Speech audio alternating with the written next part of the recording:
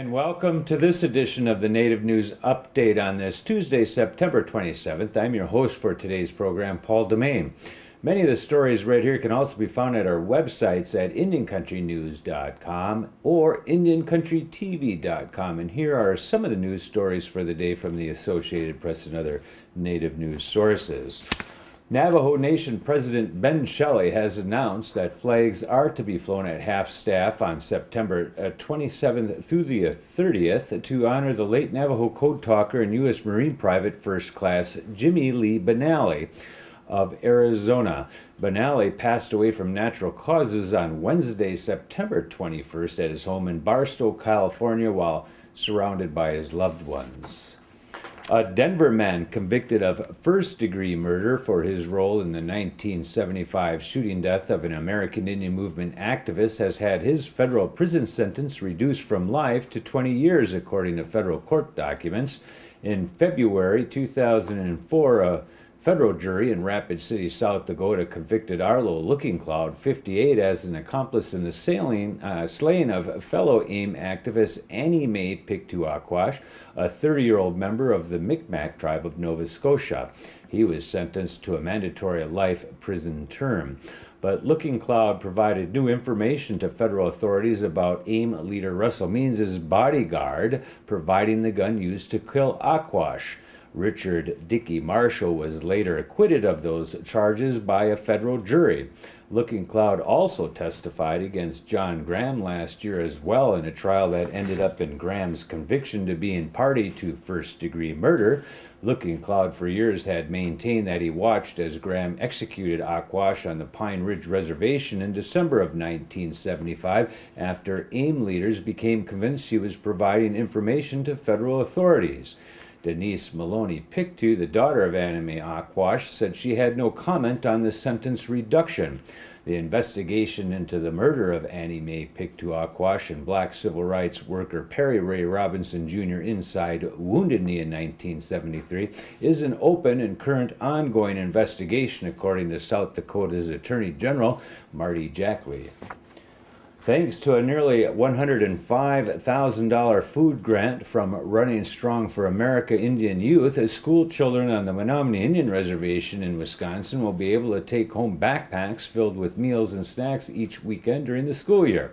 The program covers children at Keshena Primary School from 4-year-old kindergarten through the 3rd grade. Running Strong is currently holding a Smart Sacks Food Challenge to guarantee that each weekend backpack contains fresh fruit and vegetables. If the challenge raises $5,250 by October 15th, the Menominee Indian School District will match every donation up to that amount, dollar for dollar, for a total of $10,500. The original deadline for the food challenge was September 30th, but due to increasing interest in the program and to guarantee that every child will have fresh fruits and vegetables in their weekend backpack throughout the school year, Running Strong has decided to extend the Smart Sacks Food Challenge until October 15th. To support Running Strong's Smart Sacks Food Challenge before the October 15th deadline, you want to visit IndianYouth.org, and that URL is up on the board for you to read and contact and participate in that food snack challenge. An attorney says the Cherokee Nation missed its deadlines to inform descendants of black slaves once owned by tribal members that they could vote in an ongoing tribal election and to send absentee ballots to some of them. John Vallee, an attorney for the slaves' descendants called the Freedmen, says a federal court judge found the tribe in contempt of court for missing a deadline to notify roughly 1,200 freedmen by mail that they could vote in the special election for chief.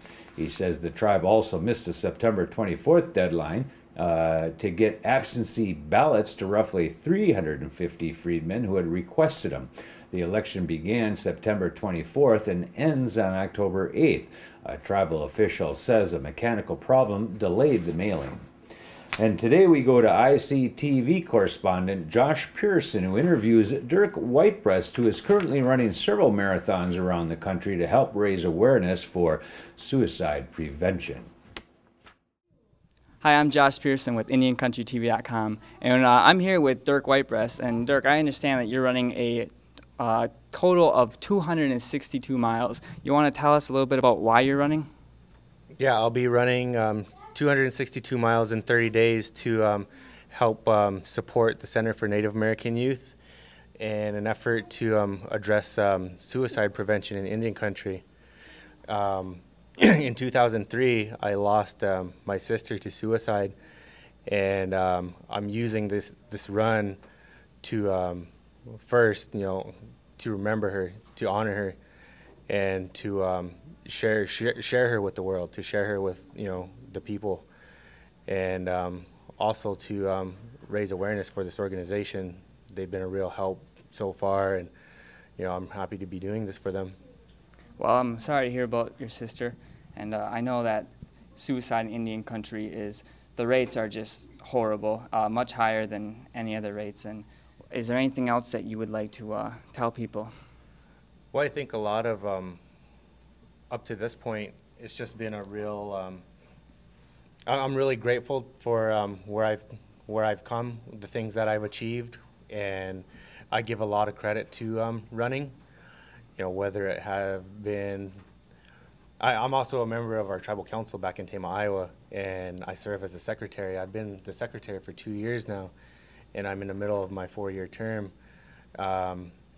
Running has been a real asset to my life in terms of health, in terms of, discipline, mental discipline, physical discipline, emotional discipline, and I'm really just, I can't give running enough credit for what it's done for my life. It's really changed me.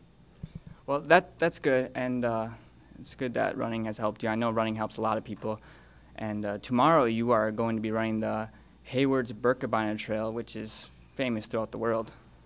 Yeah, I'm really looking forward to it. Tomorrow will be my second trail marathon, and I've known about what they do on this trail in the winter, so I'm really looking forward to see how it handles in the fall. And being up in northern Wisconsin, the drive here was pretty amazing. I mean, getting to see the trees change color. I mean, we haven't gotten full bloom yet, but I think tomorrow is going to be a really exciting run. And how long is that run tomorrow? Is that 26 miles, or is it? Yep, 26.2 miles, a full marathon. Okay, and are you doing 10 runs, and each one is a full marathon? Is that correct? I'll be running 52.4 miles every weekend. What are some of the other runs you are going to be doing? After the Berkey tomorrow, I'll travel back to Moline, Illinois, and I'll run the Quad Cities Marathon. The following week, I'll be out in Shepherdstown, West Virginia, to run the Freedom Run Marathon. The Milwaukee Lakefront Marathon is after that. I'll run the Chicago Marathon, I'll run the Kansas City Marathon, and I'll run the Des Moines Marathon as the last of the 10. Okay, and if people want to follow you and keep track of what you're doing, where can they go? Well, I've been keeping live updates on my personal Facebook page, but in order to get more information, I suggest that they go to the Center for Native American Youth website, which is on the page right there that you have. Okay, and yeah, I'll put a link up on that, so people will be able to see that at home. Well, Dirk, I just want to say thanks for doing what you're doing. You are changing lives, and we really appreciate it. Thank you. Appreciate it. Yep. And that is another roundup of news from Indian Country. On this edition of the Native News Update, we want to thank you for joining and come back again soon. Miigwech.